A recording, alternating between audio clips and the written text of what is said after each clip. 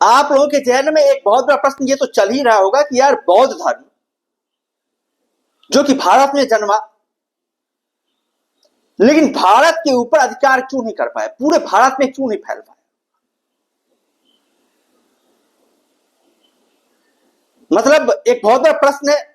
जिस बौद्ध धर्म की बात करें तो भाई वो श्रीलंका का सबसे प्रमुख धर्म है, चाइना का सबसे प्रमुख धर्म है,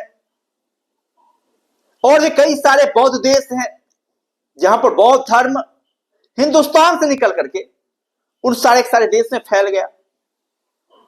लेकिन हिंदुस्तान में बौद्ध धर्म क्यों नहीं फैल पाया, ये एक बहुत बड़ा प्रश्न है। तो भाई बौद्ध धर्म का जन्म 563 ईसा पूर्व हुआ था, जब गौतम बुद्ध ने जो है बौद्ध धर्म की स्थापना करी थी। और बौद्ध धर्म की स्थापना करने के बाद बौद्ध धर्म बहुत तेजी से हिंदुस्तान में फैलने लगा। बहुत सारे राजा महाराजाओं ने जो है बौद्ध धर्म को अपनाया, यहां तक कि सम्राट अशोक कलिंग युद्ध के बाद उस युद्ध में भीषण नरसंहार को देखते हुए उन्होंने भी बौद्ध धर्म को अपना लिया, जिनका साम्राज्य लगभग पूरे हिंदुस्तान पे था।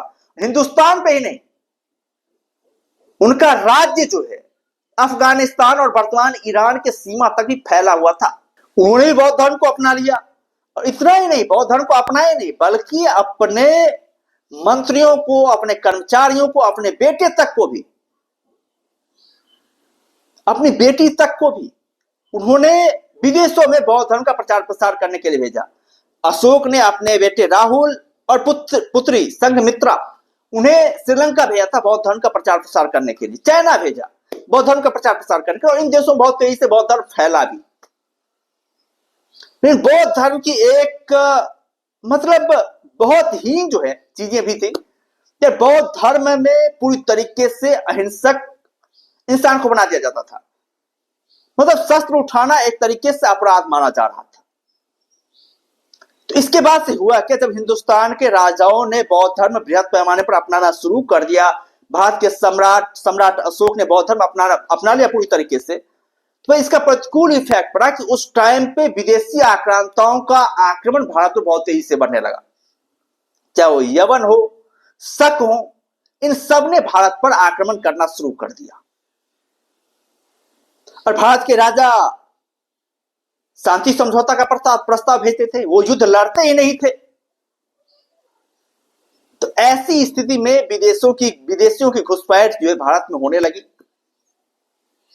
और इधर अशोक के बाद, सम्राट अशोक के बाद जो मौर्य वंश था वो धीरे धीरे कमजोर पड़ने लगा।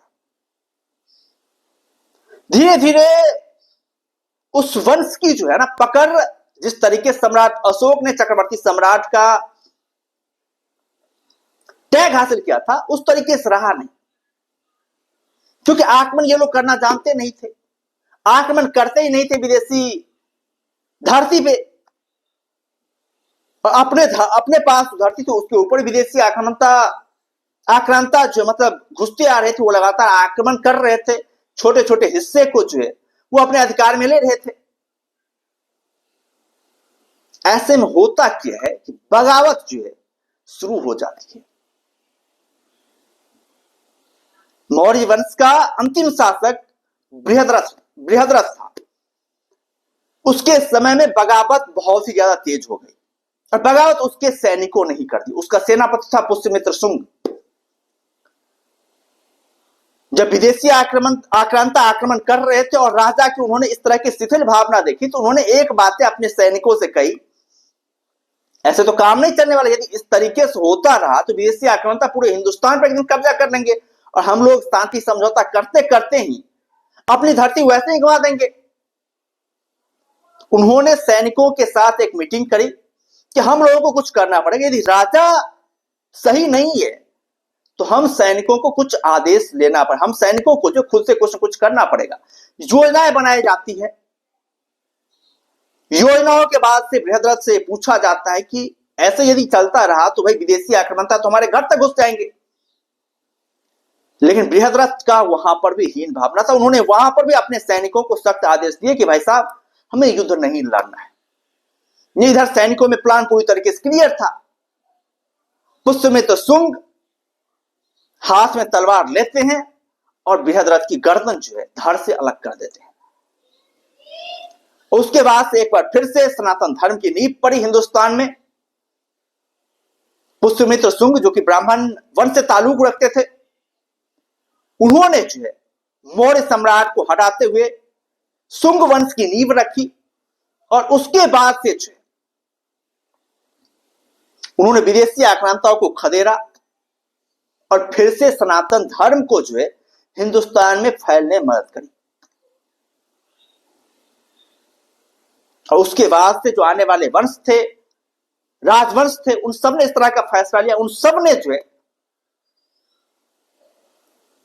भारत को बचाने के लिए सनातन धर्म की जो है शरण ली और जिसकी वजह से सनातन धर्म एक बार फिर से भारत में जो है पुनर्जीवित हो पाया। खैर, आप लोगों का क्या कहना है इस ऐतिहासिक साक्ष्य को लेकर के, इस ऐतिहासिक स्टोरी को लेकर के? क्या आप लोगों को पता था ये स्टोरी? और नहीं पता है तो कमेंट बॉक्स में अपना राय जरूर लिखें। और यदि चैनल पर नए हैं तो चैनल को जरूर सब्सक्राइब करें, क्योंकि भाई आप लोगों को पता ही है एक एक कंटेंट बनाने के लिए कितना ज्यादा मेहनत करना पड़ता है, कितने ज्यादा रिसर्च करने पड़ते हैं, और वो रिसर्च मैं ही करता हूं। और यदि आप लोग थोड़ा सा सपोर्ट करेंगे तो जाहिर तौर हमारा भी हौसला जो है बढ़ेगा और भी हम बहुत ही कमाल की स्टोरी जो है आप लोगों के लिए लेकर के आते रहेंगे और भी जबरदस्त हम लोग रिसर्च करते रहेंगे। बाबा कि आप लोगों का क्या कहना है, आप लोग अपना राय कमेंट में दे सकते हैं। बाबा कि हम लोग फिर मिलते हैं नई वीडियोज के साथ, दमदार कंटेंट के साथ, बेहतरीन कंटेंट के साथ। तब तक के लिए धन्यवाद।